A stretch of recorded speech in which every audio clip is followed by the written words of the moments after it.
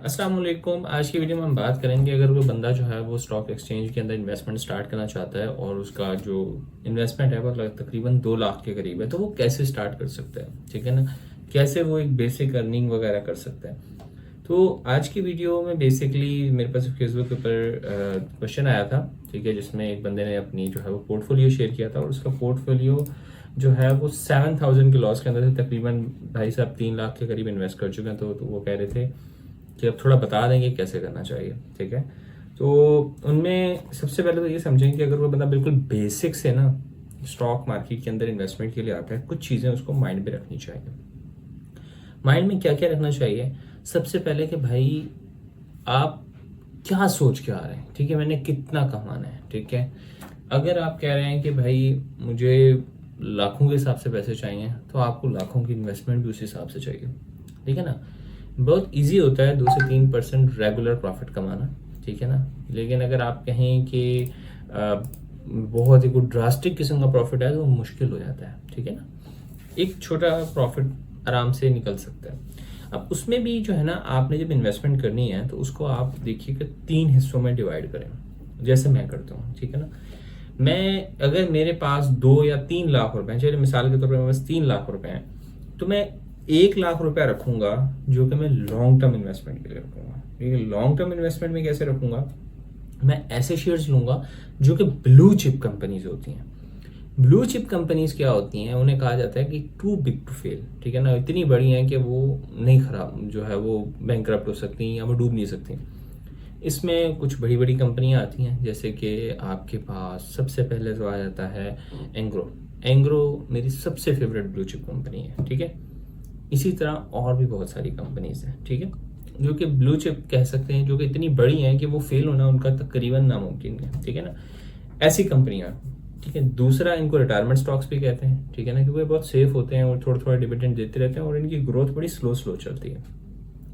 ये हो गई लॉन्ग टर्म के लिहाज से, ठीक है। दूसरा तरीका क्या होता है कि जो आप लॉन्ग टर्म के कर रहे हो वो आप ऐसी कंपनी में इन्वेस्टमेंट करो जो कि आपको पता है फिलहाल कुछ नहीं है लेकिन आगे जाके बन सकती है। मैं आपको मिसाल देता हूँ, ठीक है ना। एक कंपनी है TOMCL, ठीक है ना, दी ऑर्गेनिक मीट समथिंग करके नाम है इसका।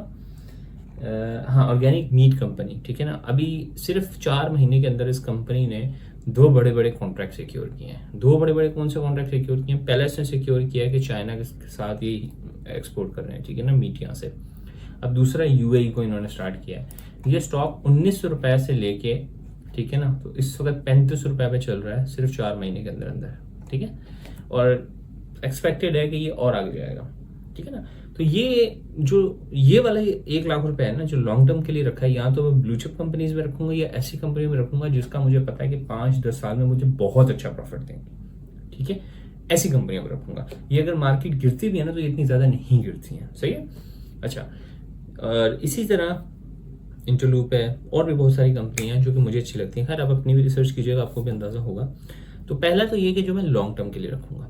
दूसरा, 1 लाख रुपया तो मेरे यहाँ पे चला गया लॉन्ग टर्म के लिए ब्लू चिप कंपनी है। ऐसी कंपनी है जो ग्रोथ देंगी, जो कैपिटल ग्रोथ देंगी। अगर 100 रुपए का स्टॉक है तो 400 तक जा सकता है, समझ रहे हैं? ऐसा। दूसरा 1 लाख रुपया मैं इन्वेस्ट करूंगा डिविडेंड कंपनीज के अंदर। डिविडेंड कंपनीज में कैसे कि मिसाल के तौर पे मैं DCR की मिसाल दूं, 4 महीने के अंदर अंदर DCR अगर आप देखें तो DCR तकरीबन कुछ ना करके भी ना, तो जैसे मैं आपके सामने थोड़ा सा एक रिकॉर्डिंग भी दिखा देता हूँ ताकि आपको साथ साथ अच्छे से आइडिया हो जाए, ठीक है जी। अगर हम DCR की बात करते हैं, डॉलमेन सिटी, राइट, ये जो क्लिफ्टन के ऊपर जो डॉलमेन सिटी मौजूद है, ठीक है, ये इसके राइट है, यानी कि इसके शेयर्स हैं। तो ये आरिफ अभी मैनेज करता है, लेकिन ये समझेंगे एक किस्म की आपकी प्रॉपर्टी की इन्वेस्टमेंट ही होती है, ठीक है। थोड़ा सा लोड हो जाए तो मैं आपको दिखाता हूँ। तो इस वक्त ये 15.5 रुपए का चल रहा है। ये 13 रुपए से स्टार्ट हुआ है, ठीक है। तो यही मैं आपको 3 मंथ का दिखाऊं तो यस, ये आप देखें 13 रुपए 60 रुपए से स्टार्ट हुआ। 2 रुपए का प्रॉफिट इसने जस्ट 2-3 महीनों में दे दिया, ठीक है। लेकिन अगर यही मैं इसका पीछे जाऊं तो ये बड़ा स्टैग्नेंट किस्म का स्टॉक है, ज्यादा इतनी फ्लक्चुएशन नहीं आती है, बहुत स्लो देखें आप तो ये एक रेस करता हुआ जा रहा है, ऊपर की तरफ पैटर्न बनाता हुआ जा रहा है, ठीक है। अच्छा, तो ये डिविडेंड स्टॉक है। अब इसमें मैं आपको एडवांस चार्ट के अंदर एक चीज दिखाना चाहता हूँ, ठीक है। एक तो आपने हो गया जो कि आपने लॉन्ग टर्म के लिए रखा है, ठीक है। दूसरा, 1 लाख रुपए आपने ऐसा इन्वेस्टमेंट में रखना है। अब जैसे ये आपके सामने नजर आ रहा है, ठीक है। अगर मैं इसको 3 साल के ऊपर लेके जाऊँ ठीक है। तो आप देखेंगे एक स्टेडीली स्लो ग्रोथ कर रहा है जैसे प्रॉपर्टी ग्रो करती है, ठीक है ना। इसमें कोई बहुत ड्रास्टिक नहीं आता, फिर इसके अलावा मुख्तलिफ किस्म के डिविडेंड्स देता रहता है। देखें कितनी जगह पे इसने डिविडेंड दिया, डिविडेंड साल का तकरीबन रफली ना 1 रुपया दे देता है डिविडेंड, ठीक है।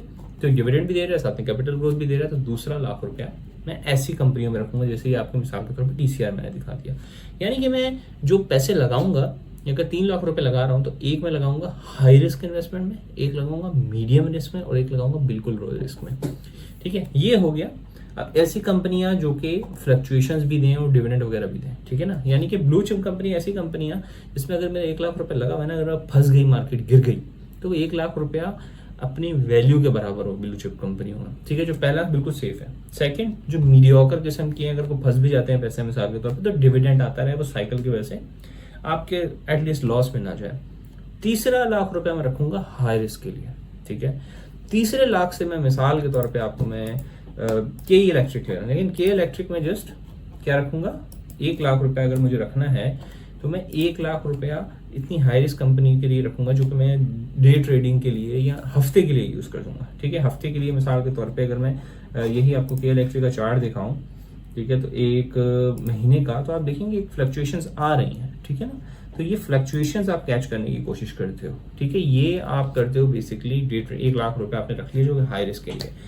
अब मिसाल के तौर पे, ठीक है, मार्केट क्रैश हो जाती है या के इलेक्ट्रिक अगर मैं आपको दिखा दूं, जैसे कि भाई साहब का जो मैं अगर आपको दिखाऊं तो जो इन्होंने मुझे दिया था, आई थिंक यहाँ पे है, यस, ये इन्होंने मुझे प्रोवाइड किया है। इसमें अगर आप देखें तो के इलेक्ट्रिक इनके पोर्शन का बहुत बड़ा पार्ट है। लाइक इन्होंने को 19,000 स्टॉक्स लेके रखे हुए हैं और सिर्फ छोटी सी फ्लक्चुएशन, सिर्फ 40 पैसे की फ्लक्चुएशन में ये लॉस में जा चुके हैं। इनकी पहले तो एंट्री मुझे इतनी अच्छी नहीं लगी, मैं आपको दिखाता हूँ एंट्री में क्या प्रॉब्लम है। के इलेक्ट्रिक की एंट्री इन्होंने ली है 5 रुपए के करीब यहाँ पे, ठीक है। तो अगर आप देखें तो ये तो ऑलरेडी इसकी जो है ना ये रेजिस्टेंस जोन है, अब उससे दोबारा कम नीचे जा रहा है ये स्टॉक, ठीक है। नीचे जाने का नुकसान क्या है कि ये जब ऊपर उठने लगेगा तो ये दोबारा हिट करेगा, ठीक है ना। यहाँ से आएगा तो इसको इस रेजिस्टेंस को हिट करेगा, सपोर्ट नहीं है, सपोर्ट इसकी जाके बन रही है 4 रुपीज के ऊपर, ठीक है। और अगर मिसाल के तौर पर और नीचे जाता है तो इनका लॉस का अंदाजा लगा सकते हैं। तो अभी इन ऐसी सिचुएशन में पैसे जब इतने ज्यादा फंस चुके हों तो मैं वेट करूंगा या मैं ऐसे करूंगा, कॉस्ट एवरेज निकालने की कोशिश करूंगा, लेकिन अभी नहीं, जब मार्केट ग्रीन होना स्टार्ट होगा उससे पहले, ठीक है ना, तो उस मामला में। लेकिन ये कि अब फंस चुके हैं तो मैं ये नहीं करूंगा कि मैं बेच दूं, मैं होल्ड करके रखूंगा, ठीक है। मार्केट या तो बहुत नीचे चली जाए तो वहां से उठाऊंगा, या फिर मार्केट ऊपर जा जाए, जैसे ही मेरा कॉस्ट वगैरह रिकवर होती है तो मैं बेच दूंगा, ठीक है। तो ये याद रखिएगा जब आप इन्वेस्टमेंट कर रहे हो तो आप इसे 3 अलग अलग पोर्शन में डिवाइड करें और ये 1 लाख रुपया या हाई रिस्क पोर्शन इसमें रखें। इसमें अगर आपकी अच्छी ट्रेड्स लग जाती हैं हफ्ते में 2-3 भी, तो आप महीने का या हफ्ते का तकरीबन 2-3 हज़ार रुपये आराम से निकाल सकते हैं। लेकिन अगर आप अपना पूरा का पूरा पोर्टफोलियो एक ऐसी हाई रिस्क की ट्रेड में डाल देते हैं तो उसका नुकसान ये होता है कि आप फंस सकते हैं, ठीक है। अगर आप फंस गए तो फिर इसी तरीके से लॉस में बैठे रहते हैं और बड़ी जो बंदा बिल्कुल न्यू आता है, ठीक है, वो तो बहुत परेशान होता है। क्योंकि देखें, याद रखिएगा स्टॉक मार्केट के अंदर ना तकरीबन 25% की फ्लक्चुएशन माइंड में रखिएगा 6 महीने के अंदर, ठीक है। 25% प्रॉफिट में भी जा सकते हैं, 25% लॉस में भी जा सकते हैं।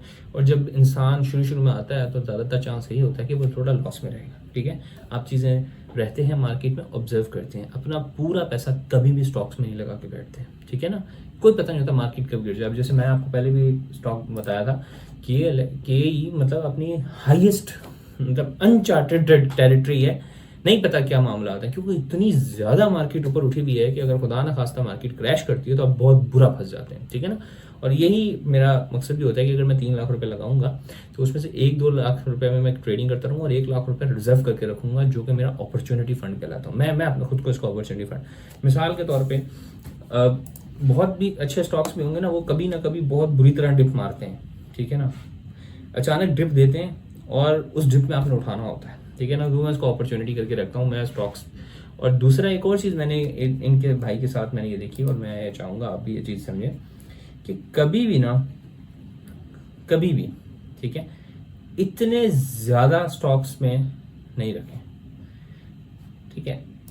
मतलब मैं कहना क्यों चाहता हूँ, ठीक है ना।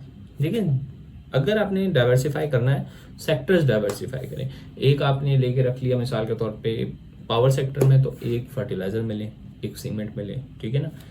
ताकि अगर एक सेक्टर डाउनफॉल का शिकार है तो आपके पैसे जो है वो दूसरे सेक्टर से रिकवर हो जाएं, ऐसा ना हो कि आप बिल्कुल ही बैठ जाएं, ठीक है ना। अब जैसे बाजू का ऐसा होता है कि अब आजकल जैसे पावर सेक्टर इतना मज़े का परफॉर्म नहीं कर रहा, ठीक है, तो क्या मतलब फंस जाए बंदा, नहीं देना ना, अपने बाकी सेक्टर्स तो चल रहे हैं, तो आपने पैसे को ऐसा रखना है कि 3 से ज़्यादा सेक्टर्स में ना फंसाओ। उसकी वजह ये कि जब आपके पास फंड सिर्फ 2 या 3 लाख रुपए होते हैं, बहुत छोटा फंड है स्टॉक मार्केट के लिहाज से, तो इसमें आप ज़्यादा नहीं फैल सकते। जितना आप ज़्यादा थिन आउट होगे उतना ज़्यादा आप फंसते जाओगे। कैपिटल इंजेक्शन हमेशा 30% स्पेयर में रखें, क्यों, कभी पता नहीं चलता कब अपॉर्चुनिटी आ जाए, ठीक है ना। तो ये छोटी सी मेरी ब्रदराना आपसे रिक्वेस्ट है, और छोटी सी जो मेरी ये एक वो थी गाइड थी आपके लिए। अगर आपको फायदेमंद लगी हो तो प्लीज़ मुझे बताइएगा, लाइक कीजिएगा एंड वीडियो को शेयर कीजिएगा। दैट्स ऑल, दिस डॉक्टर मैं साइनिंग ऑफ। अल्लाह हाफिज़।